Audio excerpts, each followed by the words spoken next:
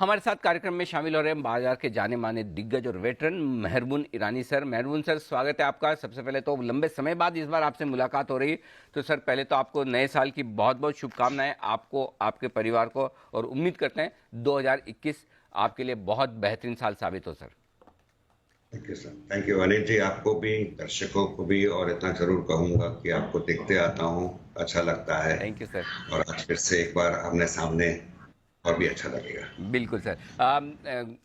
वैसे दो चीज़ों के लिए आपके अनुभव की हमें बहुत ज़रूरत है। एक तो ये कि बाजार में जिस तरह से 2020 और 21 में हम शुरुआत कर रहे हैं, मतलब ऐसा साल शायद आपने भी अपनी ज़िंदगी में कमी देखा होगा कि इतनी तेज़ गिरावट और इतनी ज़बरदस्त रिकवरी। 2021 के लिए अब आपका मार्केट के लिए आउटलुक क्या है सर, ये मैं जानना चाहता मैं कहूंगा कि अभी सभी लोग कह चुके हैं, और हम लोग सब जानते भी है कि थोड़ा इकोनॉमी और स्टॉक मार्केट में डिस्कनेक्ट है।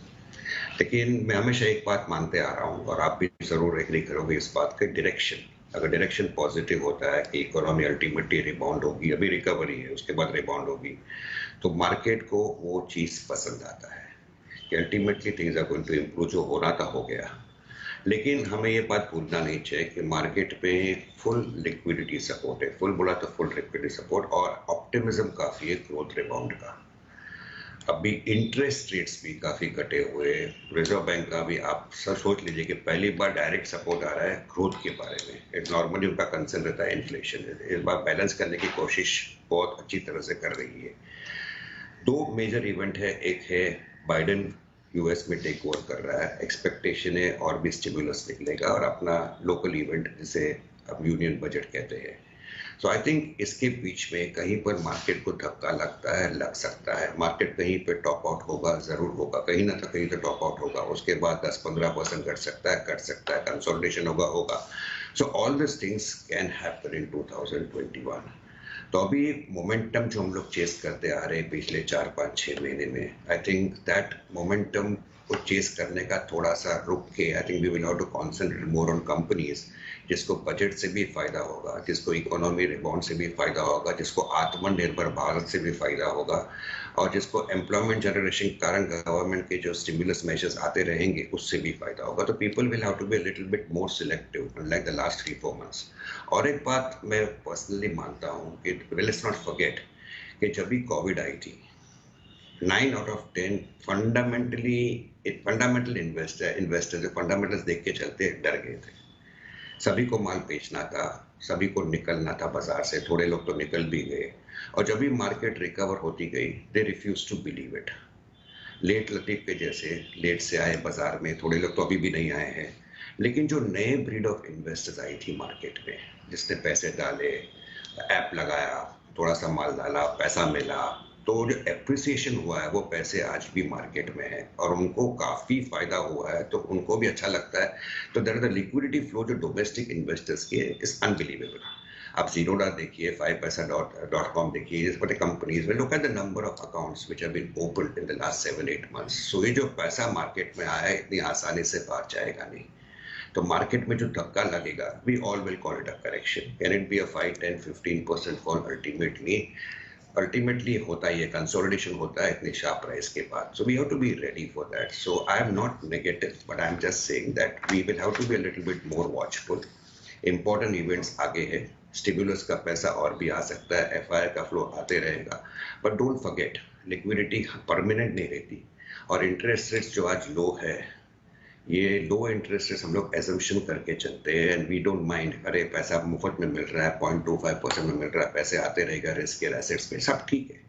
But will it continue for ever? The assumption is it will, but assumption somewhere will falter.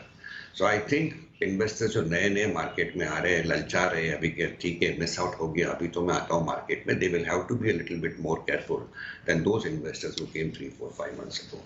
Perfect. तो थोड़ा सा सावधान रहने की ज़रूरत है इस वक्त मार्केट में निवेश के लिहाज से। बजट से क्या उम्मीदें रखी जाए सर, क्या कुछ हो सकता है बाजार के लिए इस बार? आई थिंक पूरा फोकस रहेगा आत्मनिर्भर भारत पे और एम्प्लॉयमेंट जनरेशन पर। और सेक्टर्स जैसे कि हॉस्पिटलिटी सेक्टर है, होटल सेक्टर है, थोड़ी सी एविएशन सेक्टर है, आई थिंक यहाँ पर they are in very distress condition, some of them, travel, tourism. तो आई थिंक यहाँ पर directly some benefits possibly can come. Infrastructure development, I think हमें भूलना नहीं चाहिए, मल्टीप्लायर इफेक्ट होता है जीडीपी पर। और आपको अगर इकोनॉमिक रिकवरी चाहिए, infrastructure can not be ignored. पैसे आएंगे कहाँ से? So public private partnerships can happen. So we will have all sorts of incentives coming. नए sources of funding बाहर निकल कर आ सकते हैं. Then there will be an emphasis on increasing medical infrastructure also through public private partnership. और जो recently production link incentive scheme आए हैं जिसमें सक्सेस मिला है खास करके मोबाइल में, एपीआई में, I think those can be further increase across some other sectors. So this type of things according to me will happen.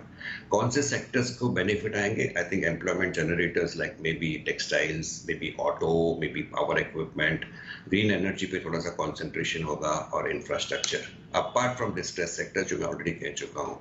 So I think the budget, madam कह चुकी है कि it will be one of the best budgets, but we should keep our expectations muted. रही बात stock market की, STT के जगह पे long term capital gains tax निकाला था, वापस लाया, दोनों साथ में नहीं होना चाहिए। But let's be honest, the market have had a good run, and capital market के एंगल से let's not expect too much. रही बात एक्स्ट्रा टैक्सेस की, I think we are certainly going to have a cess coming on COVID, and it will be possibly coming through petrol consumption, diesel consumption, or even your mobile bill. Mobile bill pay थोड़ा Covid cess लगा दिया तो आपको कुछ फर्क नहीं पड़ेगा, 1-2 रुपये से आपका मोबाइल बिल बढ़ता है तो हर महीने। So there is going to be strong attempts to increase revenue without hurting the economic rebound which we are likely to experience going into 2021. तो ये है आपके लिए बजट और 2021 का आउटलुक। लेकिन मेहरबून सर ने काफ़ी गहरी रिसर्च करके कुछ बेहतरीन सेक्टर्स और अच्छी कंपनियां खोजी है जहां पर आप इन्वेस्टमेंट के मौके ढूंढ सकते हैं 2021 में। तो मैं सेक्टर्स भी बताऊं और साथ ही मेहरबून सर से कुछ उस पर स्पेशल स्टॉक्स भी पूछूंगा। सर, एक जो सेक्टर बड़ा इंटरेस्टिंग दिख रहा है आपकी रिसर्च में, स्पेशलिटी केमिकल्स का, जो 2020 में भी स्टार परफॉर्मर रहा, और यहाँ पर भी आपने कुछ बेहतरीन स्टॉक्स वहाँ पर आइडेंटिफाई किए हैं, बताएं सर उनके बारे में। सर, आईटी, फार्मा और स्पेशलिटी केमिकल्स तो पूरे फॉर्म में रहे, आई थिंक लास्ट 8-9 महीने में। राइट। वही बात वैल्यूएशंस की, थोड़े से वैल्यूएशंस जरूर महंगे हैं, लेकिन आईटी के बारे में I think I am quite positive. तो आज के लेवल में आप लोगे शायद 10%, 15% नीचे देखने मिलेगा, आपको डर नहीं लगता है, तो you will ultimately go higher, because this sector में वैल्यूएशंस फिर से रीडिफाइन हो रहे हैं। तो अगर आप 17-18 का पी देख के बोलते हो महंगा है, I think this P is a here to stay, but expectations are very high. और सारे लोग आज आईटी में कहीं ना कहीं एचसीएल टेक लिया, या टेक महिंद्रा लिया, टाटा एलेक्सी लिया, इन्फोसिस या टीसीएस, सारे इन्वेस्टर्स, म्यूचुअल फंड, सबके पास अभी कोई ना कोई आईटी स्टॉक है। सो कहीं पर ओवर क्राउडेड है, बट करेक्शन पे I think it can be bought. रही बात स्पेशलिटी केमिकल्स की, आई थिंक ड्रीम रन दिया है। नवीन फ्लोरिन हो, एसआरएफ हो, अल्काइल एमाइंस हो, अतुल हो, जो देखो आप, they have given super returns in 2020। Is this period over? मेरा मानना है कि they will continue to do well. We have to understand valuations महंगे, बट कहीं पर पॉकेट्स ऑफ अपॉर्चुनिटीज आज के लेवल में भी अट्रैक्टिव दिखते हैं, specially if you are looking from the next 1 to 2 years angle. इसमें क्लियर डिस्क्लोजर के साथ मैं कहूंगा कि मुझे जो पसंद है वो स्टॉक है पौशक लिमिटेड, जो एलेम्बिक ग्रुप की कंपनी है, करीबन 3600 के आसपास है। मेरा पर्सनल मानना है, और जो मेरी स्टडी है, I think clearly balance sheet में इंडिकेशंस आते हैं, the company possibly will double its capacity और more than double its capacity over the next 12 to 18 months। और अगले 2-2.5 साल में मेरे को पर्सनली लगता है इसकी turnover will be more than 100% higher than today's turnover, the profit also will be more than 100% higher with no increase in debt और नो डाइल्यूशन ऑफ इक्विटी। तो आप ही बताइए, अगर ये 3600 वाला स्टॉक अगर 7 से 9000 क्यों नहीं आना चाहिए? और उसकी जो प्रोडक्ट जो बनाता है, दूसरी एक कंपनी बनाती है, वो है Atul limited.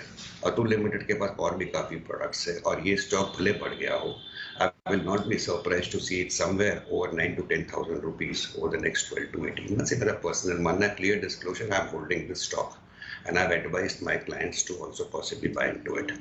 The third stock which I like in specialty chemicals है, थोड़ा सा इग्नोर है, वो है Thaliconite producer Thirumalai Chemicals। ये कंपनी की management has started buying the stock from the market much before COVID, They have taken a lot of measures to improve the profitability. ये company को मैंने पिछले 25-30 साल से देखा है, and they have ridden all economic cycles.